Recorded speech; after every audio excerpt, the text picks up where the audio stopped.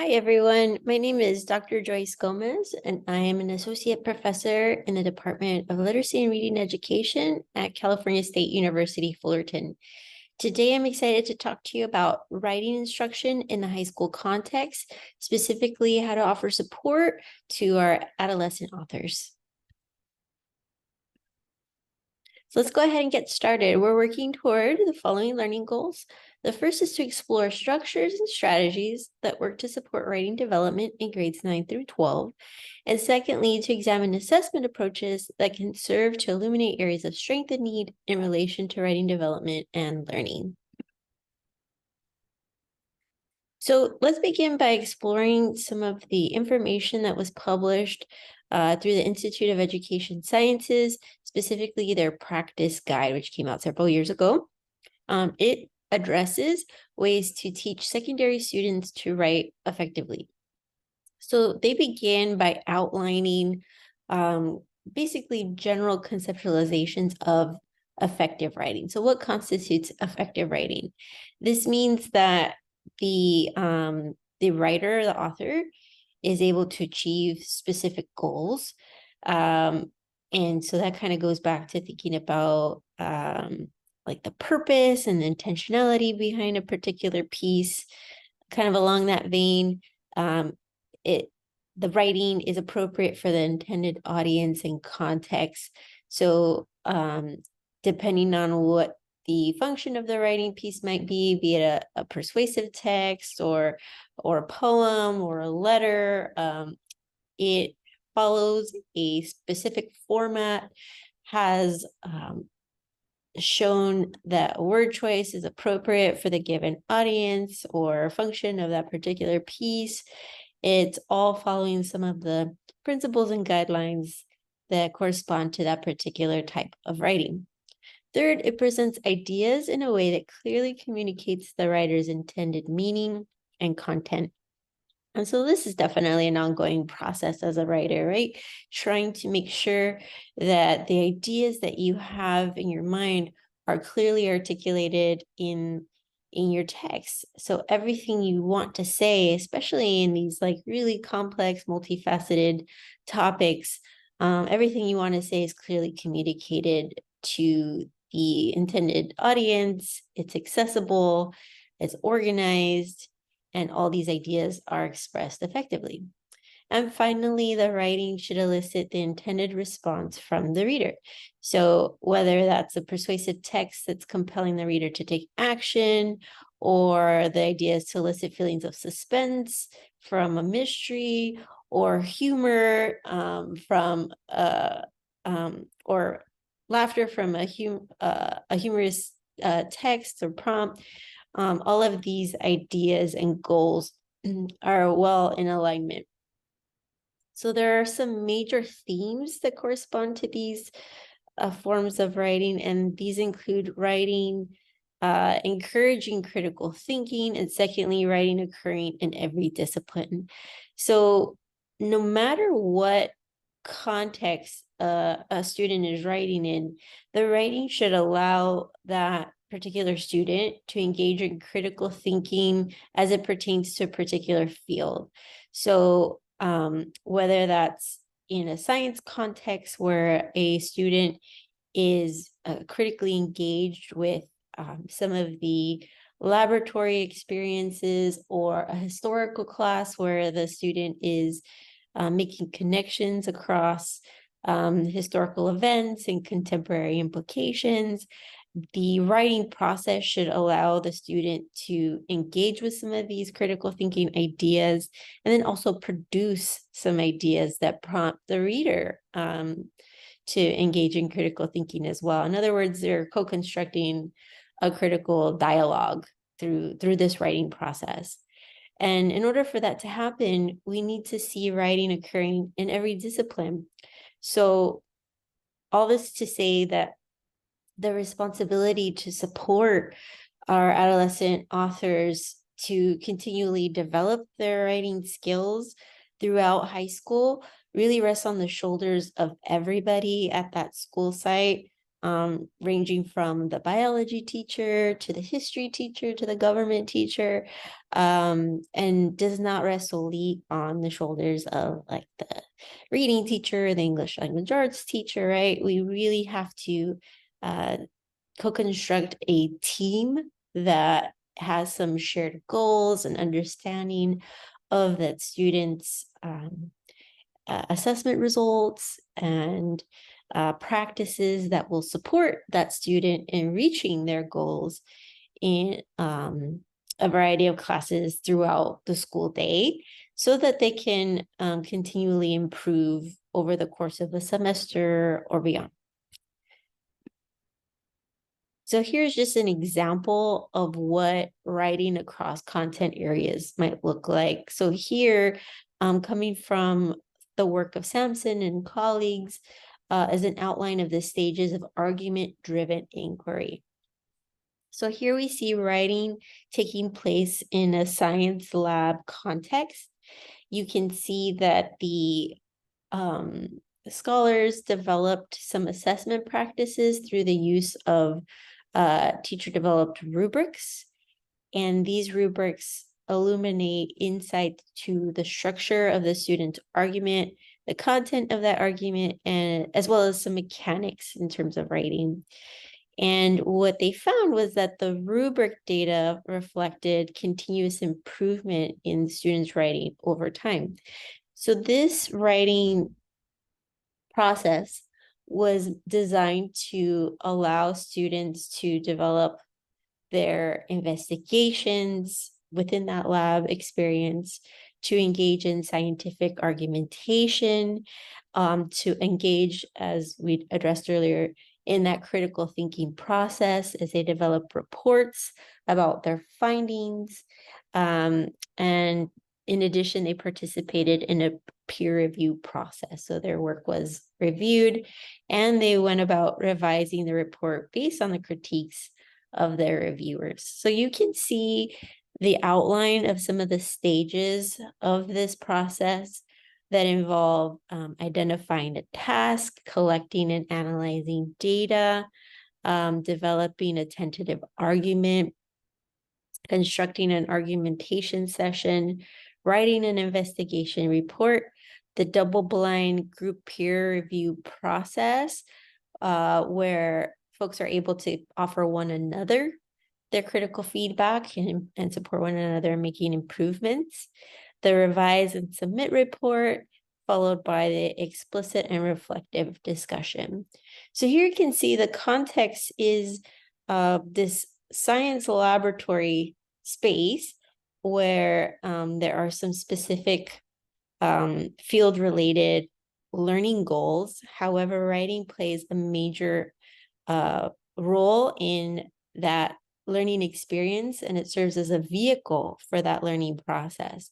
So you can see how information from this writing experience can certainly be brought to a data table where these science teachers and history teachers and reading teachers can come together and talk about commonalities they're seeing across these different classrooms.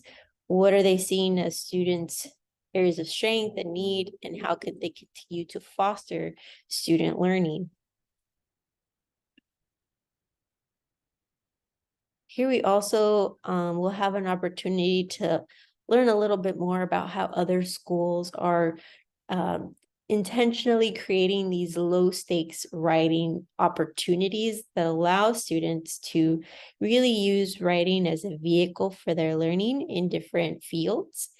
And also intentionally putting less of an emphasis on some of the mechanics of the writing process, including grammar and spelling. Here it's an opportunity for students to reflect on their learning, to prepare for discussion, to like really use writing as a way to engage in broader dialogue, thinking, and learning. So let's go ahead and take a look and see what this might look like in different periods of the day.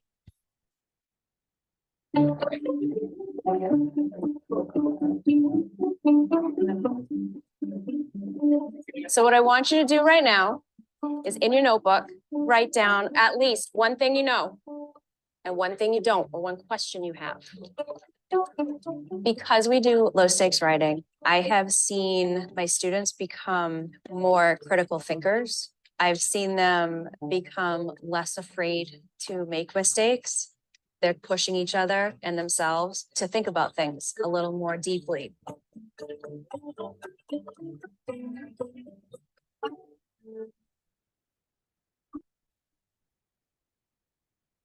All right, ladies and gents, we're gonna start our writing.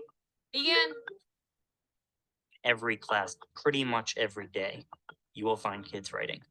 We write in English, science. Actually, no, we write in every single class. We do writing daily here in our math class. We use writing to put down our ideas and where we're at so far and where we can go from there. So jot down what it is that you're looking for, because that can kind of be like the question that you're trying to answer, you know? In numeracy, in history, in English, in art. You'll see them writing thoughts, writing opinions, giving people comments. I had a student once say to me, "I never write because I'm always wrong." He'd gone through all of elementary school and he was real used to a lot of red marks crossing out his misspelled words. For us, you don't have to have mastered spelling before you can think deeply about a novel or a play. We're going to do a lot of low stakes writing where, you know what? I don't care necessarily about the spelling. Here's an interesting issue. Here's an interesting problem. Let's just think about that on paper for 2 minutes. Describe or write about 2 things that you can do to improve your group's work today. Structure is obviously so important to a piece of writing, but if you start with the structure, then you limit the ideas that you come up with. Whatever statement you're focusing on, you can write any notes that you think will be helpful for later. We're working on argument right now. The 6 steps. They did a little bit of research on 2 different topics. Should homework be banned? And do schools need to have a police presence? We're gonna start our writing. We have 7 minutes. Begin. We use 7-minute writes close to daily for a couple of reasons. It's an idea generator. Like if you only have 7 minutes, it's just about like getting out a bunch of ideas. I think that schools should be provided with cops only if they have a taser, handcuffs, and a glove. It's definitely important to me that they're sharing it right away so that they can teach each other to be better writers. I agree that we shouldn't have homework because we have other things to do at home. For example, since I translate, I am busy and my body gets really stressed. The 7-minute write, which I really like because that gives me time to just like spill out all my thinking and like I don't have time to stop and rethink. Your writing is not always gonna be perfect. You just have to pour out all your thoughts at first and then refix it later. Don't forget to write down your observations. What do you see? What do you notice? In 7th grade science class, we'd use interactive notebooks. With the interactive notebook, they are essentially writing their own middle school textbook. And low stakes writing is integral to that notebook. As we go through the year, we do an input and an output. How many hydrogen, carbon, oxygen? And the input is generally class notes, which are very, very, very structured at the beginning of the year. And the output is always reflecting on it or doing their own version of it or doing diagrams to explain it. So on one side, it's in academic language, and on the other side, it is in their own language. It helps me like start to put stuff in my own words, not have to get help all the time and then be independent. We've been learning about molecules and atoms and mass and stuff. So it's like you understand it yourself. So now you can explain it in your own words. For my revision, I said atoms make up everything that has mass in the stored. Atoms does not make up everything. Love it. Atoms make up mass and build and like use it to build. The low stakes writing is part of the instruction itself. It's writing to learn, not to show what you already learned. You get a student-generated definition or a student-generated answer, which everyone in the class can then learn from. Wait, what did you read? Chemical bonds are so skinny and they hold mass. Low stakes writing is a way of valuing student voice and student ideas, and it has carryover into all different areas. It will foster better discussions. It will foster more thought. It will foster engagement of everyone in the room. Parents might ask, why do we stay up so late? It's because of homework.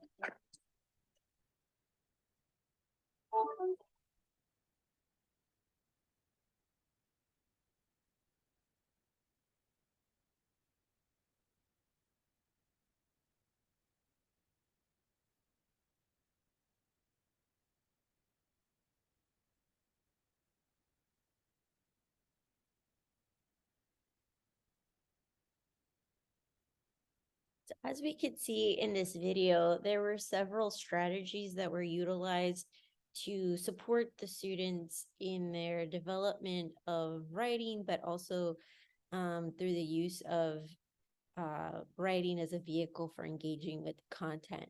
So some of these included the 7-minute write, structured scaffolds to prepare students to develop notes on what they were learning, which then led to opportunities for them to summarize their thinking in their own words.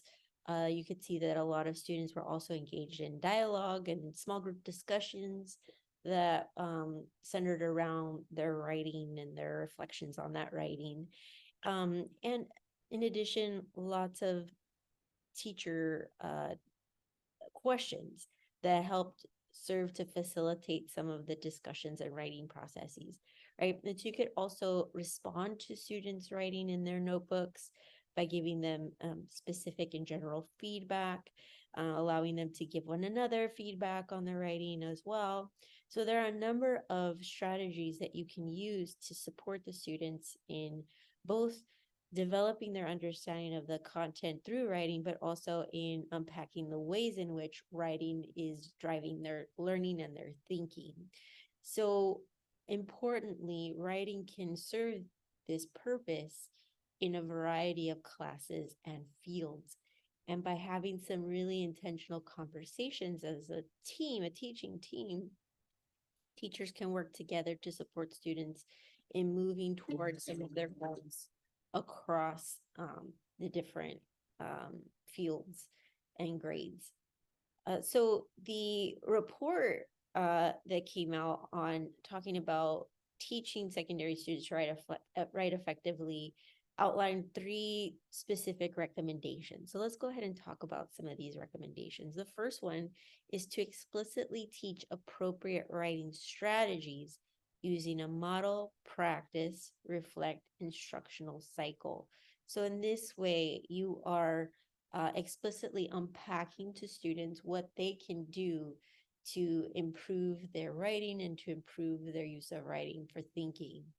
So you have to actually explicitly teach some of these strategies. So as we saw in the video, the 7-minute write involves several different steps, right? You see the prompt, you see the timer, but you can also imagine how a teacher would need to explicitly outline the steps that are required, the goals that are associated with that strategy, and giving students an opportunity to see that and then to experience that and to reflect on it. So with all these strategies, you really want to be very intentional on outlining their steps as well as their purpose and how it can serve students in their own writing in a variety of contexts. So you want to use the model, practice, reflect, instructional cycle to teach writing strategies. So we'll talk more about that in a bit. The second recommendation is to integrate writing and reading to emphasize key writing features. So writing cannot necessarily live in a vacuum, right? The same way that we're connecting writing to the different content areas, we also have to couple that with text, particularly mentor text, which will allow students to see good examples of strong writing, as well as teachers explicitly outlining the features of that writing and really unpacking what makes it so strong. The third recommendation is to use assessments of students' writing to inform instruction and feedback. So in addition to creating opportunities for students to write, teachers need to be very clear as to how they're using assessment, whether it's a rubric or a particular checklist, to help them understand the areas of strength and need, and to then develop appropriate scaffolds and goals. So let's go ahead and revisit recommendation number 1. Again, this is to explicitly teach appropriate writing strategies using a model, practice, reflect, instructional cycle.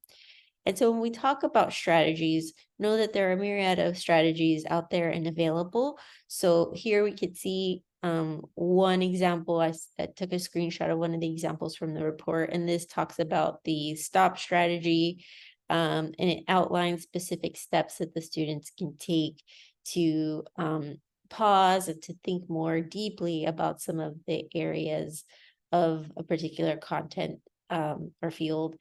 and to develop a plan for their writing. And so, as you can see in this graphic that outlines the writing process, these stages are critical to any writing process, and these involve the planning process, goal setting, drafting, evaluating, revising, and editing. So allowing students to also engage in some of those steps that good writers typically engage in to constantly think about and improve their writing. So when we talk about the model practice reflection, this involves allowing students to see what this looks like. So here the teacher needs to essentially engage in the I do component of teaching, where they model their writing strategy or strategy use. So here you can offer a visual, you can do a think aloud, and really walk students through your thought process as you utilize some of these strategies for your own writing. Next, you want to give students an opportunity to practice, but through this guided practice, you're also supporting them. So this can be your we do component of the lesson, where students are practicing their writing and using a particular strategy independently, but also with a teacher or with a peer. So this is something that can happen in a variety of contexts, including small group, where the students are not on their own. They are getting those scaffolds, they are getting that support. Here also is where teachers can really tweak things as they visit with different students or visit with different groups to offer specific scaffolds that best serve the needs of that individual student or that small group of students. And then importantly, we also need to have that reflect component or that you do component where students evaluate their writing and strategy use. So here the importance of also sharing with students these rubrics or guidelines as to how their writing is evaluated is really important. Allowing them to have the tools to evaluate their own pieces, or having shared tools that small groups of students can use together to offer one another critical feedback and to engage in that peer review process.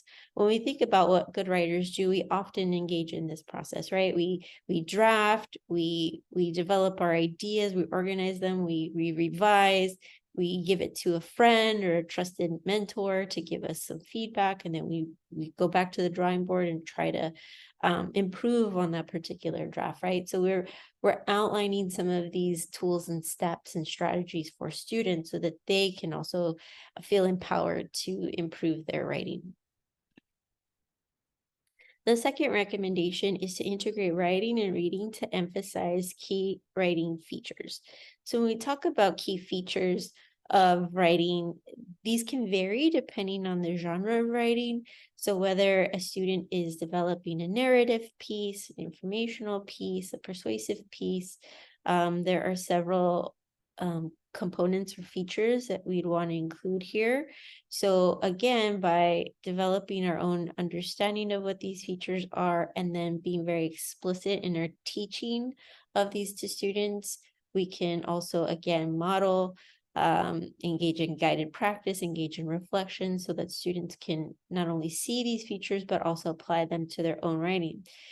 One of the best ways to model this type of writing is by also sharing some mentor text. So what are some exemplary pieces of text that students can read that the class can analyze together, can talk about, so that students can see what that looks like?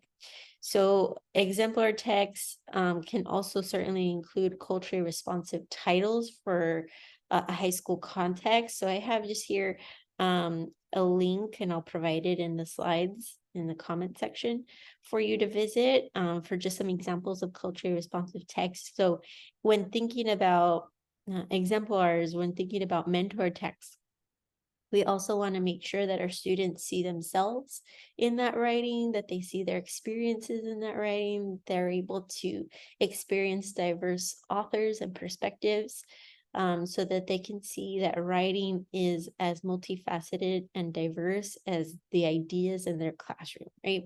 So we want to make sure that we're very intentional in selecting some of these mentor texts or exemplars that will allow us to draw attention to these very explicit writing features and again, strategies. Recommendation 3 is to use the assessments of student writing to inform instruction and feedback.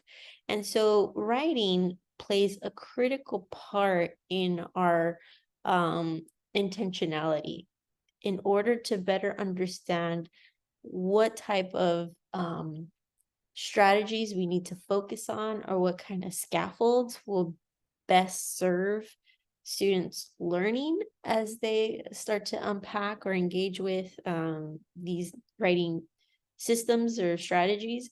We need to draw from concrete data. Data will also serve those meetings that we hold with some of our colleagues as we co-construct plans for supporting diverse students, particularly those who just need the most support in writing or in other areas as well. So we want to think about several features of assessment, several models, including the formative assessment cycle. So we want to be very clear as teachers as to what our objectives and goals are, as typically anchored in standards. We want to make sure our instruction is very targeted. So we're very clear as to what strategies we're teaching and why. And that assessment process is ongoing. So in addition to summative assessments, we want to use that formative assessment as well to inform our data analysis. This then allows us to also offer students very targeted feedback so they can see how they're being evaluated or how their writing's being evaluated and what areas they're doing very well in and what areas they're going to continue to work on. So in this way, the students play an active role in co-constructing those goals. So it's not necessarily something that's just given to them or assigned to them. They work on it with you and with their teachers, their team of teachers, so that they can also feel that sense of empowerment and ownership of their learning and development, particularly within the context of writing.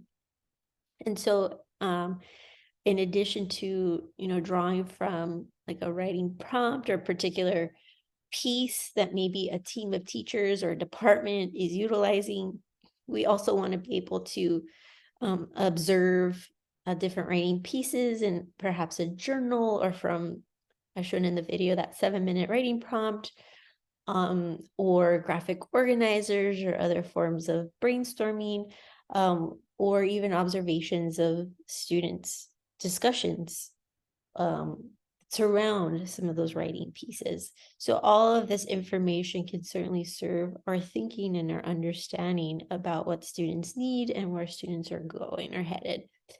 And so when we think about that feedback, it is also multi-layered. So we're thinking about ways teachers can offer students that feedback, but also we want to think about ways that they can get that feedback from their peers. So how can peers offer one another that support and phrase some of these insights to the writing process in really accessible language, or different ways that maybe the teacher might think about phrasing something. And then also we want to give students the tools to engage in that self-assessment process so that they can, again, see where they're headed and see what they need to continue to work on, but also see where they can celebrate their successes. So all of this information can certainly play a pivotal role in a broader RTI process or response to intervention process, or even an even broader multi-tiered system of support where writing is part of that conversation about how a team of teachers or a community, a school community, is working to support students in various areas. And again, how data can serve as that common anchor, or that common language that's anchoring discussions about how to support students. So for instance, if a team of teachers, again, across different disciplines or fields, is very clear about a student's need to develop their organizational skills, they can talk about some of the different ways that they perhaps are using specific graphic organizers in those different classes or periods to support that student in that goal. So if we could see that students are moving toward those goals through specific artifacts over the course of several weeks in the RTI process or in the MTSS process, that can also offer teachers really specific insight into what's going well, what's working in their classrooms in terms of scaffolds, but also what's not working and how they can tweak that and work together to, again, serve as a team that's supporting that student.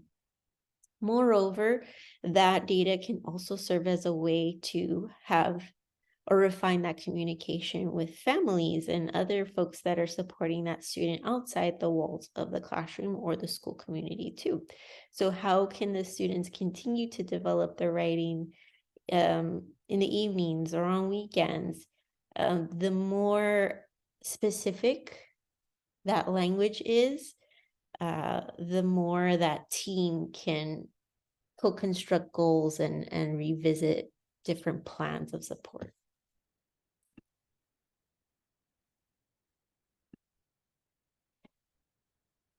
As part of this assessment process, we also want to think about examining multiple areas of writing, in particular through the use of multiple measures. So let's talk about some of the questions we ask as strategic assessors. We want to know, in addition to like the products and standards associated with writing, we also want to know how students feel about writing and reading. How do they feel about the writing process? How do they see themselves or feel about themselves as writers? Do they enjoy it? Do they feel a high sense of self-efficacy? And if so, or if not, what implications does that have, again, for our plans of support? Also, we want to look at some of these specific areas, including word solving skills in reading as well as writing. So how are students drawing from their knowledge of some of these like phonics patterns, for instance, to develop and organize their thoughts and ideas? And again, what are these specific areas of strength and need in the context of writing? So when we are engaging in writing analysis, we want to be able to examine not only the product, but also the process. So here's where formative assessment is really important. So in addition to seeing, for instance, a writing prompt, we also want to be able to see how the student engages in the brainstorming process, the drafting process, the revision process. What are some of those different stages? What are key strengths in those stages, and what are areas where we can maybe support students? So for instance, if you notice that a student consistently has difficulty getting started in their writing, it may not necessarily be that they have difficulty putting their ideas down on paper. They just need help developing that brainstorming process. Like, what are some specific strategies or tools or resources they could use, or peers they can turn to help really unpack their ideas so that they can go ahead and hit the ground running once they've developed a key idea or core idea. We also want to collect various forms of writing samples, again, when we're thinking about how to like develop or co-construct a plan for support across a broader team. This can include insight to students' knowledge of sound symbol systems, students' understandings of the functions of writing. And we want to think about different types of assessment approaches. So when we think about scoring, this can include holistic scoring, where we might issue a score based on an overall impression of a paper, or analytical scoring, where the whole piece is judged in terms of subcomponents, or an observation checklist, where we're evaluating the product, but also examining the writer at work. Again, this can include the brainstorming process or the drafting process. So there are a variety of ways that we can approach writing assessment. And so again, if we're thinking about working as a team of teachers, we just want to make sure that we're very clear and intentional about what that plan's going to look like and why. What are some of the ways in which these approaches are aligned with the specific goals we have? There are also some caveats, so I want to talk about those. Some things to just kind of keep in mind when we're examining data. Some students are sometimes anxious about spelling, and so that might impact other areas such as word choice. Students might be using resources in the room, such as their phones or dictionaries or the person nearby. So sometimes what we might see as like insight to spelling is actually insight to their ability to utilize strategies to problem solve and engage in writing. So those are just two different things. So we just want to be really clear as to like what measures we're using and the validity of each of those measures. And then also we might maybe want to think about the students' goals and the students' purpose. So, if their focus is on getting their ideas out, they might focus less on spelling, and that might not give us the most accurate insight into their actual spelling capabilities. So again, here, this is why using multiple measures and multiple approaches can really give us some more accurate insights to what students are truly capable of.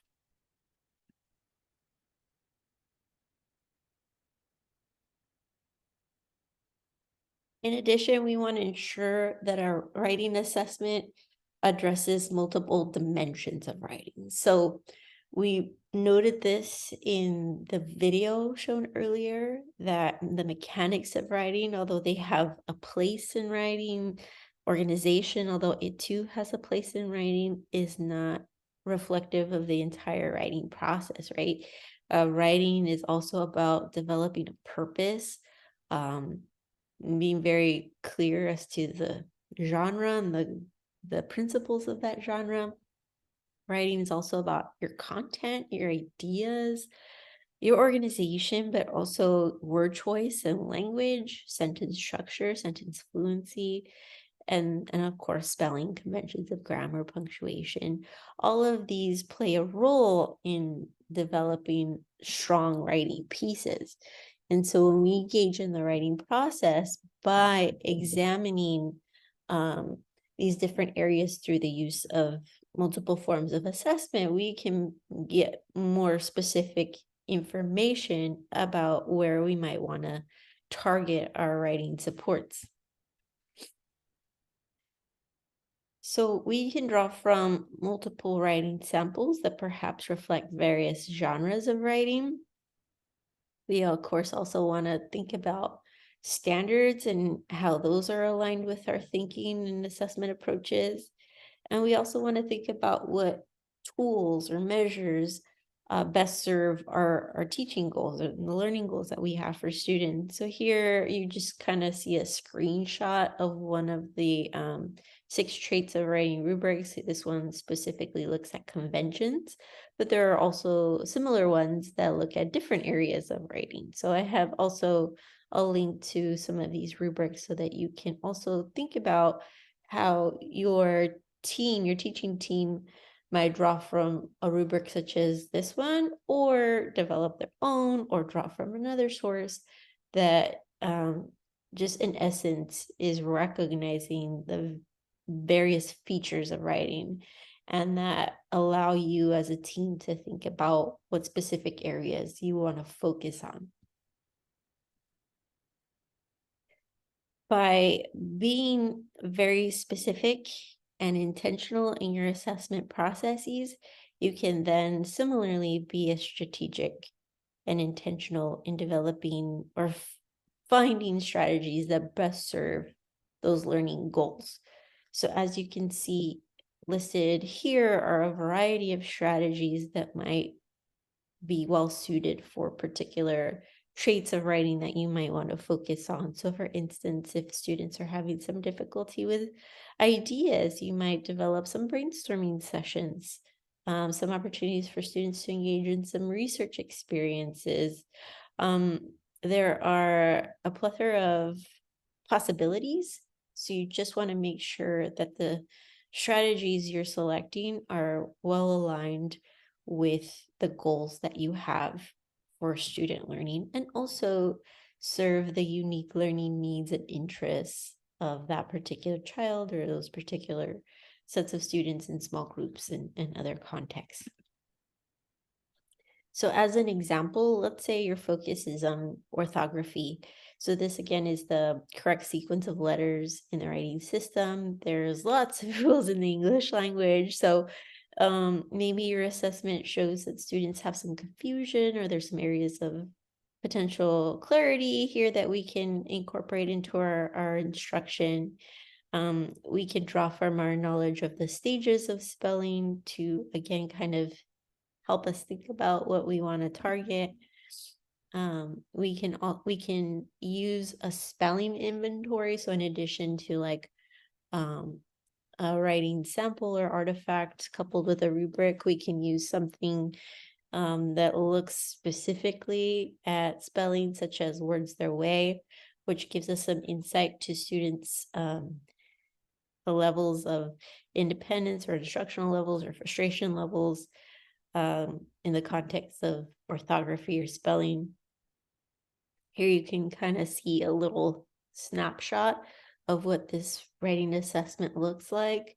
There are assessments that are best used in elementary, but they also have tools available for some of our older adolescent learners.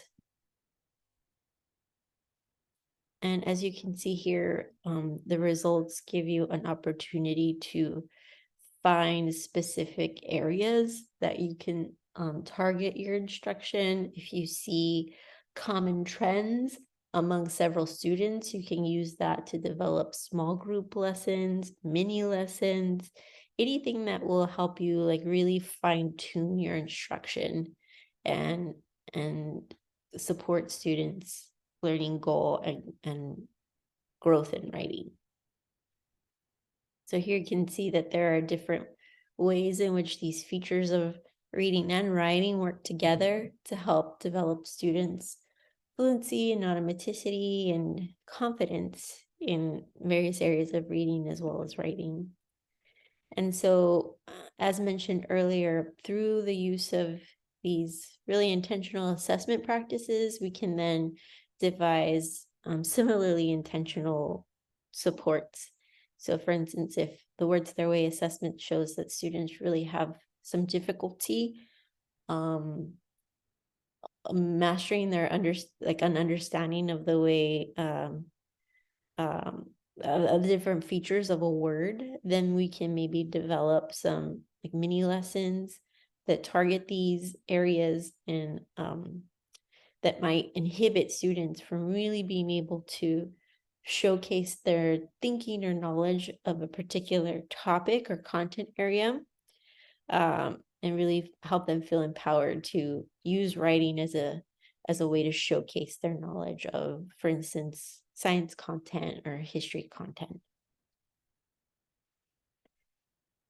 The same way that specific writing assessments allow us to get very fine-tuned insights to students' areas of strength and need, we can then draw from specific strategies that will allow us to also address those specific areas. So here you can see some different strategies that might be used to target spelling. But again, you would need to have that precise insight into areas of strength and need to then develop a plan of action. Sometimes motivation is an area that's overlooked in the assessment process, particularly in relationship to writing. And so I just want to take a moment to emphasize the importance of specific assessments that allow us to really look into that a bit more deeply and intentionally. So consider how you can learn about your students' feelings about writing, the writing process, themselves as writers. As I mentioned earlier, if the student is really hesitant about writing, then we want to think about how we can help them kind of break down those walls or inhibitions they might have. Like we want them to feel excited and confident about writing. As mentioned in the video, that administrator was noting that a student had received so many messages over the years that communicated that a student wasn't a strong writer, he saw how that impacted that student's willingness to engage in the writing process and to engage in that learning process. And so we want to make sure we're mindful of these areas of writing. And so there are a variety of ways that we can get some insight. Conversations are certainly an important element of this process, but there's also different surveys or profiles. So I have here just a screenshot of some like really fundamental types of questions that you might include in when you've developed yourself, but there are also, surveys out there. I have here just quickly linked another resource that outlines what this might look like in a context that serves some of our older students, but there are also elementary tools as well. So there are a variety of assessment measures that are available. So you really want to, select something that best serves the needs of your student. But essentially, the idea of examining and thinking about motivation should be, prevalent in some of your data meetings and goals. So here I have featured just a screenshot of a self-efficacy scale that comes from the work of Locke and Johnson. So again, earlier I shared with you an example of some elementary tools, but this one just gives you some insight into some of the language for a tool that looks that's designed for adolescent learners or authors. In addition, when we're thinking about motivation, it can be helpful to explore multiple writing genres. There might be areas where students feel a bit more passionate about the writing process. So if they feel a little bit more reluctant to engage in like a research report or a book summary, they might be more excited to write about a realistic fiction or to develop a memoir or to develop a speech or an editorial or even a poem. So if there are specific writing genres that could serve as a vehicle for fostering that motivation or self-efficacy, then that's also something you might want to consider.